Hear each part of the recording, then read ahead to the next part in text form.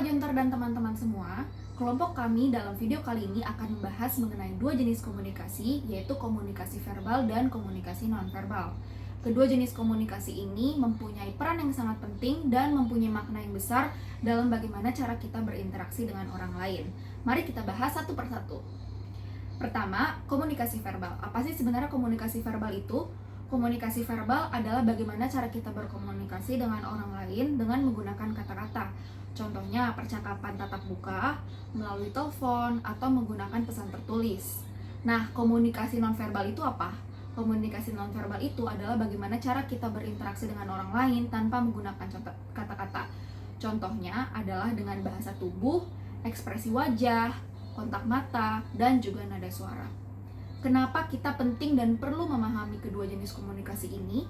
Karena apabila kedua jenis komunikasi ini bekerja bersama-sama, itu akan memberikan kemampuan bagi kita untuk menyampaikan pesan kita secara efektif. Contohnya apabila saat kita sedang melakukan percakapan tatap muka, bahasa tubuh kita, ekspresi wajah kita, bahkan nada suara kita dapat meningkatkan ataupun dapat mengubah makna atau informasi yang sedang kita sampaikan. Nah, kelompok kami akan membahas lebih lanjut dan detail mengenai komunikasi verbal dan komunikasi nonverbal melalui role play bagaimana cara dokter menghadapi pasien di rumah sakit. Mari kita tonton videonya. Terima kasih. Permisi, Sus. Iya, selamat siang. Semoga ketemu dokter. Baik, silakan duduk Ibu. Terima kasih. Ibu boleh sebutkan nama lengkap dan tanggal lahir? Triliana Jennifer Harepa, 17 Januari 2003. Oke, Ibu biasa dipanggilnya Jenny. Jenny, Bu Jenny ya? Ya. Oke, Bu Jenny, saya tensi dulu ya. Sambil saya tensi, saya nanti akan menganamnesa Ibu. Saya dengan psikolog akan menganamnesa Ibu tentang keluhan Ibu. Nanti saya akan kurang lebih 5 menit untuk menanyakan tentang keluhan Ibu saat ini ya.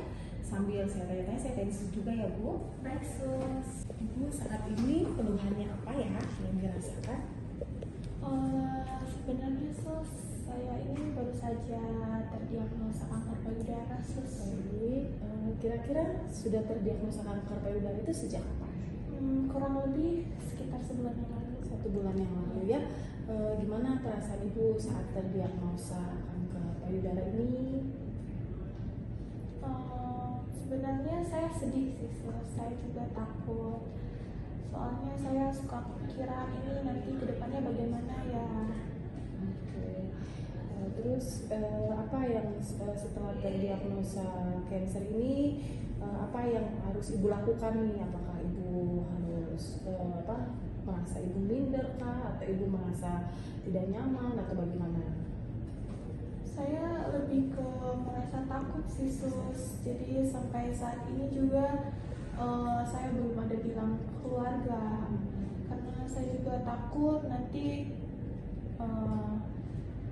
orang-orang melihat saya kayak ada sesuatu yang salah mungkin, apalagi kan ini penyakitnya cancer ya, Sus. Oke, terus gimana keadaan Ibu setelah terdiagnosa saat ini? Apakah Ibu jadi tidak mendekatkan diri atau tidak mendekatkan diri Tuhan atau meninggalkan atau bagaimana? Kalau untuk meninggalkan Tuhan sendiri tidak, Yesus. Tapi akhir-akhir ini saya ngerasa kalau waktu saya beribadah memang sedikit berkurang karena saya terlalu banyak menghabiskan waktu untuk sendiri merenungi nasib saya bagaimana ke depannya, Sus. Sebaiknya sih kalau ini kita harus cerita ya Bu ya sama keluarga supaya Ibu merasa lebih nyaman, Ibu merasa lebih senang.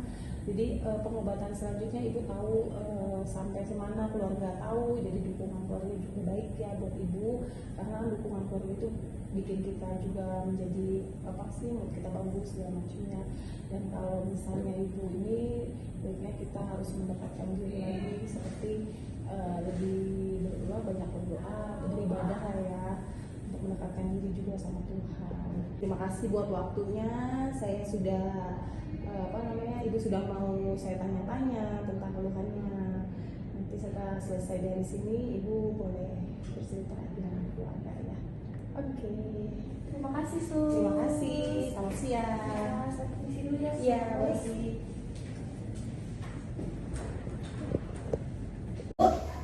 Selamat siang, Sus.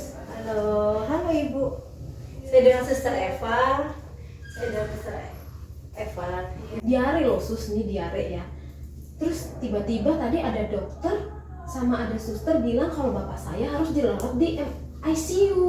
Kan saya bingung ya, kenapa diare jadi ke ICU?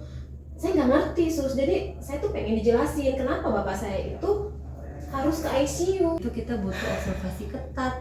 Observasi ketatnya itu di mana? Ada di ICU. Jadi obat-obat di ICU itu nggak cuma harus menggunakan obat-obat alat nafas, enggak kok Bu. Kondisi Bapak saat ini tidak membutuhkan itu, hanya membutuhkan obat-obat itu aja. Tapi cuma bisa di ICU aja. Gitu. Ibu harus buru-buru kok.